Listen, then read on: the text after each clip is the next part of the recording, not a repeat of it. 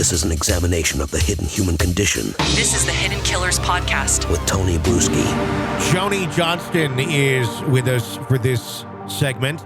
Joni has been analyzing the Alex Murdaugh case with us since the beginning. And this is the first time we've had a chance to reconnect since the verdict actually came in. So I feel like everyone who we've been talking to over the last many months, I have to begin our conversation with, what's your take? What was your reaction to the verdict the other day? You know, I don't think there was a surprise. I guess if there was any surprise, it was that the jury came back so quickly. Yeah. And there was a lot of, talk after the fact. Several jurors came forward and said that a couple of things really seemed to seal his fate. One, the video clip that was captured on Paul's, cell phone, which completely debunked his story. And then his testimony. I think it's very difficult when you get up there and you have this history of lying over and over and over again, and you're having to acknowledge that, and all these other things are coming out, to expect the jury to believe you. And clearly they did not in any way, shape, or form. I was surprised just how much they did not, honestly. I thought you were going to have one or two maybe that thought, well, maybe, but as fast as they came back with that verdict, and I know you just said you were surprised too, what do you think was the piece that really stood out to them, that they all very collectively together came to that conclusion that this man is guilty? I think it was just accumulation of all the lies he told. Yeah. And I don't think he appeared credible on the stand. I mean, I feel for the defense, and that there's been a lot of, I think, Monday morning quarterbacking about whether he should have been put on the stand. Would he have fared better if he hadn't have? Of course, we don't know that. But I don't know what they could do, and to some extent, because he's got to explain himself, right? I mean, I think it would be very difficult not to. So I think they were in a very difficult position. I think, again, looking back, it probably would have been better for him not to testify. Sure.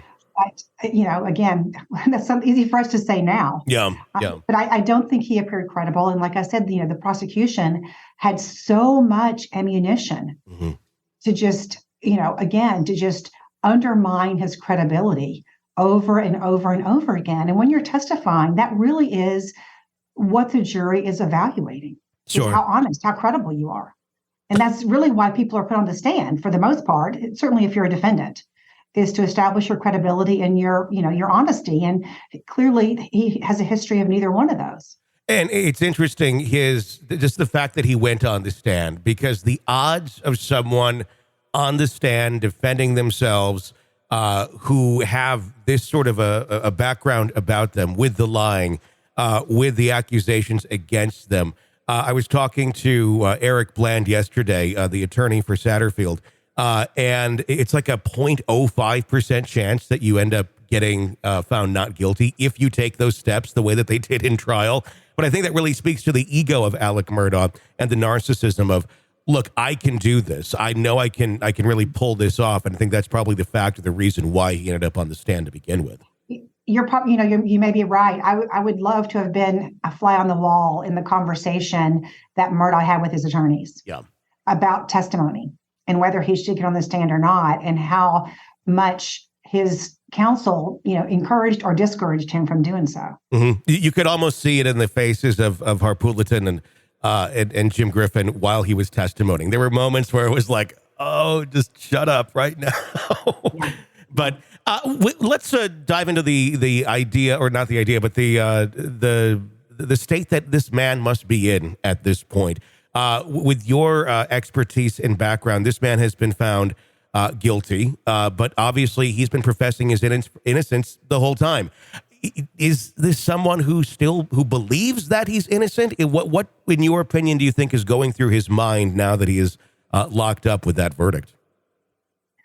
Well, I think there are two questions. One is, does he believe he's guilty? And number two, would he ever admit he's guilty? Yeah. And I have no doubts, in my mind that he knows he's guilty. That he knows what he's done. He may justify it, make some reason or story in his head that makes him, able to live with himself.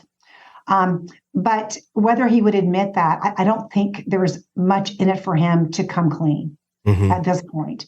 And I think for people who continue to support him, and I'm not talking really about Buster because, Buster's his son. Yeah. And there's that bond. But other people who may still support him, other family members, what benefit is it for him at this point to come out? Is it going to affect a sentence? No. Is it going, so I don't know that I would think he would ever come out and confess to doing what he's done. And there's more prosecution that's going to be going against him with the financial crimes and other things as well. Obviously, he went on the stand during this murder trial, flat out saying, yes, I did this. I stole these things. He is still going to be on trial again for these crimes. How on earth does one defend themselves anymore against any of this? He's still saying not guilty on those things, yet he said guilty on the stand in this. What does that say about anything about him, his character, his mindset? Is this starting to be the works of someone who is crazy or has some sort of serious psychological defect that one would say, look, if you truly believe this, you are not at all mentally fit to be taking this? Yeah, I think there are plenty of people who plead not guilty who know that they are guilty. Yeah. Right. So I think it's always challenging for me, Tony, in these situations because we can look at his history and we can, make all kinds of guesses about what mentally might be going on with him, what might be wrong with him, and those kinds of things. I think it is difficult to look at the situation he's in now and make a lot of inferences about his character because he's in a desperate situation. Mm-hmm. And when people are in desperate situations, they do all kinds of things. And so, my sense is that, the best strategy may be, and again, I'm certainly a psychologist, not an attorney, but if I was, going to be involved in his defense or it would be looking at mitigation, really talking about his substance use and, how that influenced him. And I'm talking about the financial crimes. Yeah. Because I don't know how else you can in any way gain some kind of empathy or understanding other than try to mitigate the actions which have been documented and he's admitted. Yeah. And even so, if he's already admitted, he said, yes, I did this. Yes, I feel bad. So it shows that he feels remorse for the crimes that he's committed. It still means he's guilty. That's where I don't understand where we're going to go down the I'm not guilty, but I did all these drugs. You still would be found guilty of those crimes, would you not? Even if you had been on those drugs and you realized and you were still practicing and you were living a fairly productive, active life.